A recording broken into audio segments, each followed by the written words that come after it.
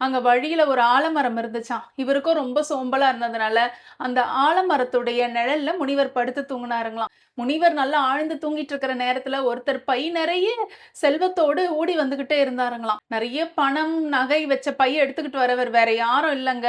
அந்த கிராமத்துல திருடுனவரு.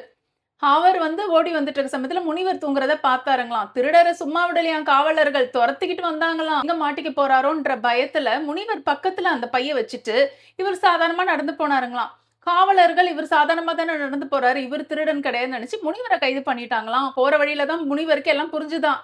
முனிவர கைது பண்ணி கூட்டிட்டு போற விஷயம் கிராமம் ஃபுல்லா பரவுச்சுங்களாம் தீயா. முதல் 2 கிராமத்துக்கு முனிவர் நல்லது செஞ்சாரு இல்லையா? அந்த கிராமத்து மக்கள் அத்தன பேருமே முனிவர தேடிக்கிட்டு ஓடி வந்து அந்த காவலர்கிட்ட சொன்னாங்களாம், "ஐயோ! இவர் மகானு. இவரு திருட வேண்டிய அவசியமே இல்ல. மழை நம்ம கிராமத்துக்கு கொண்டு வந்து குடுத்துருக்கிறார். பக்கத்து கிராமத்துக்கு நோய் பிணிய தீர்த்திருக்கிறார். இவர தயவு செஞ்சு கைது பண்ணாதீங்க. இவர் திருடர் கிடையாது." அப்படின்னு எவ்வளோ காவலர்கள் கிட்ட சொன்னாருங்களாம். ஆனா, அந்த காவலர்கள் கொஞ்சம் கூட கேட்கவே இல்லையா. நேரா அரசர்கிட்ட கூட்டிட்டு போயிட்டாங்களாம்.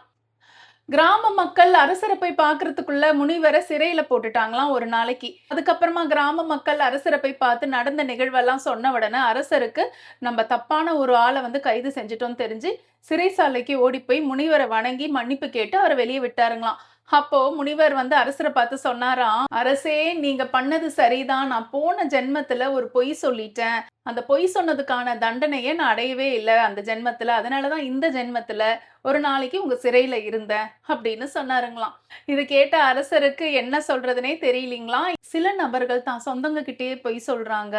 ஒருத்தவங்கள ஏமாத்தி அவங்க வாழ்க்கைய கெடுத்துடுறாங்க. இந்த மாதிரி பாவம் செய்றவங்க அடுத்த ஜென்மத்துல தான் அனுபவிப்பாங்கன்னு சொல்லுவாங்க அந்த காலத்துல. ஆனா இப்பல்லாம் அப்படி கிடையாதுங்க. எக்ஸ்பிரஸ் வேகத்துல அவங்க பண்ண பாவத்த அனுபவிச்சுட்டு தான் போய் சேர்றாங்க. இந்த குட்டி கதை உங்க எல்லாருக்கும் பிடிச்சிருந்தா ஒரு லைக் போடுங்க. வணக்கம்.